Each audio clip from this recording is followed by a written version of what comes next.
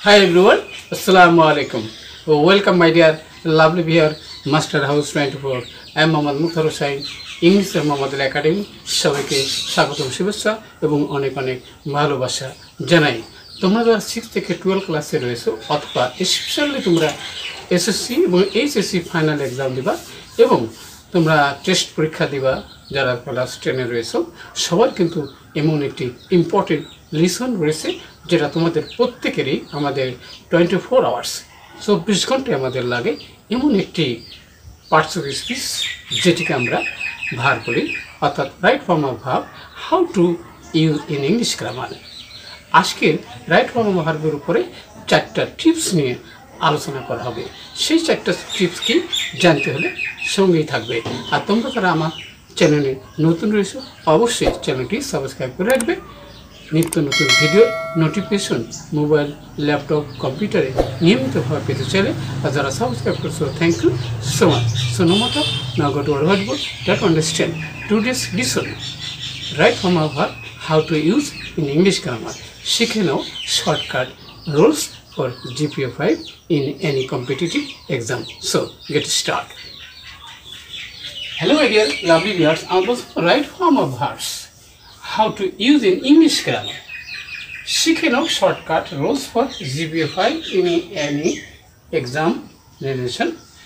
আমাদের এপিসোড হলো 229 অর্থাৎ 229তম ভিডিও। তোমরা যারা এসএসসি 2025 সাল এসএসসি 2024 সাল আর টেস্ট এক্সাম দেবা সবারই কিন্তু এমন একটি ইম্পর্টেন্ট টপিকস নিয়ে আলোচনা করব যে বিষয়টি আমাদের 4টা টিপসের কথা বলেছিলাম। সেটা হচ্ছে 1 নম্বর টিপস হচ্ছে উইথ এ ভিউ টু থাকলে এবারে মূল ভার্বের পরিবর্তন হবে কিনা সে বিষয়ে জানতে পারবে। আর জানতে পারবো বন্ধুরা অ্যাজ ইফ থাকলে সেখানে মূল ভার্বের পরিবর্তন কিভাবে আমরা করতে পারবো জানতে পারবো। আর জানতে পারবো বন্ধুরা প্যাসিভ মোডে যদি থাকে কোনো ভার্ব তাহলে সেটি পরিবর্তন করার রোল সম্পর্কে অবশ্যই তোমরা জানতে পারবা।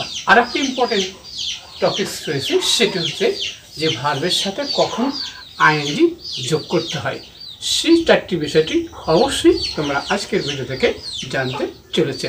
তাহলে প্রথমে দেখো বন্ধুরা ওয়ান ডে আই ওয়াজ এখানে অক আছে অন দি সেশন আমি একদিন নদীর তীরে কি হাঁটছিলাম। তাহলে এখানে ওয়াজ আছে তাহলে এখানে পাস্ট কন্টিনিউয়াস টেন্স হলে এবারে কিন্তু সে মূল ভাবের সাথে আমরা আইএনজি যোগ করি সেখানে আমরা অকি ব্যবহার করব। অর্থাৎ কন্টিনিউয়াস টেন্স আছে টেন্সের মধ্যে কয়টি 8টি রয়েছে তাহলে সেই 8টির সাথে ভার্বের সাথে আইএনজি যোগ হয় যেটি পাস্ট কন্টিনিউয়াস টেন্স তার মধ্যে অন্যতম।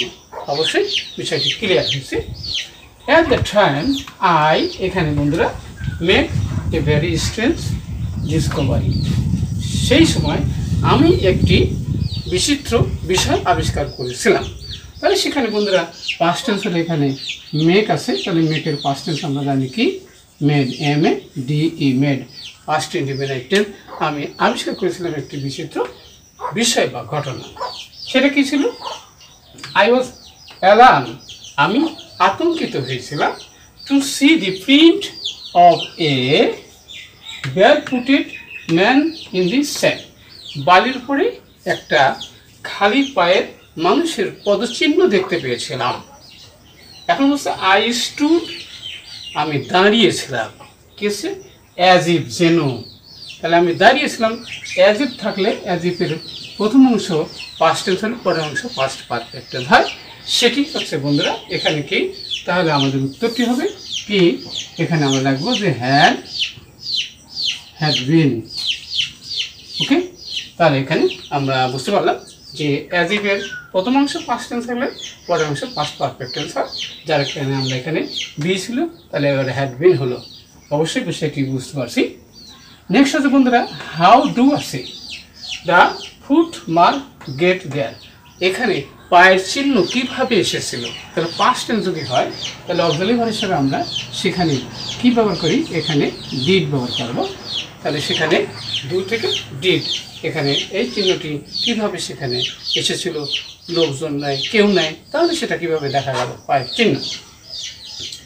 I went up and down the শোর তাহলে এবারে নদীর তীরে আমি এদিক ওদিক আপ ডাউন করলাম, বাট দেয়ার ওয়াজ কিন্তু ছিল না কোনো কি আদার ফুটপ্রিন্ট, কোনো পদচিহ্নই দেখা গেল না।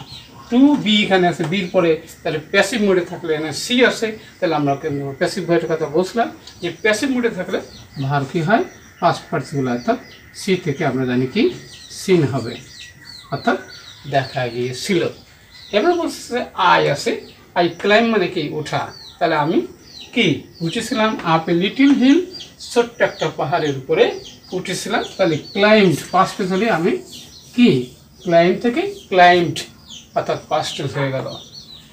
এখন বলছে ইন অর্ডার টু, টুর পরে কিন্তু এখানে আমরা জানি বন্ধুরা যে বলছিলাম যে উইথ ভিউ টু থাকলে, ইন অর্ডার টু থাকলে কি ভার্বের কি এখানে ইন অর্ডার টু থাকলে ভার্ব প্রেজেন্ট ফর্মে পরিবর্তন হবে না, তারপরে এখানে সি সি থাকবে। ওকে, তাহলে আমরা আনলাম কি ইন অর্ডার টু অথবা with a view to further. তারপর আই লিসেন মানে কি আমি শুনেছিলাম, অ্যান্ড এখানে কি লুক মানে তাকিয়েছিলাম, তাহলে লুক মানে কি তাকানো, তাহলে আই লুকড মানে কি আমি তাকিয়েছিলাম, অ্যারাউন্ড চারিদিকে আমি ঘোরাঘুরি করলাম, দেখলাম কিন্তু কাউকে দেখতে পারলাম না। অন মাই ওয়ে হোম বাড়ি ফেরার পথে আই এবার কি করছিলাম স্টপ মানে কি থেমেছিলাম, আই স্টপড মানে কি আমি থেমেছিলাম, এভরি টু স্টেপ দুই পা দেই আর কি দাঁড়িয়ে পড়ি, or three step অথবা তিন পা দিই, টু লুক বিহাইন্ড মি আমার পিছনে বারবার দেখছি কেউ আছে কিনা।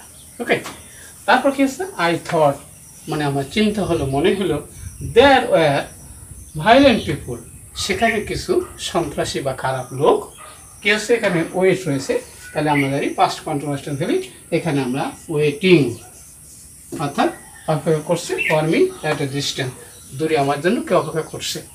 তাহলে অবশ্যই আমরা দেখতে পারলাম কীভাবে আমরা ভাবের সাথে আইনজি যোগ করতে হয়, নাম্বার পার্সোনালি টেন্সনে কীভাবে মূল ভাবে পরিবর্তন হয়, যেটি এই ভাব সম্পর্কে অবশ্যই আমাদের জানা দরকার। আর ইংরেজিতে ভাবকে যে কোনো সেন্টেন্সের প্রাণ বলা হয়, তাহলে অবশ্যই আজকের ভিডিও থেকে তোমরা জানতে পারলাম যে right form of how to use, how to solve, কীভাবে তোমরা সাকসেসফুল হবা। আজকের ভিডিওটি অবশ্যই তোমাদের ভালো লেগেছে, আর ভিডিওটি ভালো লাগলে এবং লাইক শেয়ার ও কমেন্ট করো, আর কি বিষয়ে ভিডিও দেখতে সবার সুন্দর এবং সাকসেসফুল জীবন কামনা করে এখানে বিদায় নিচ্ছি। আল্লাহ হাফেজ।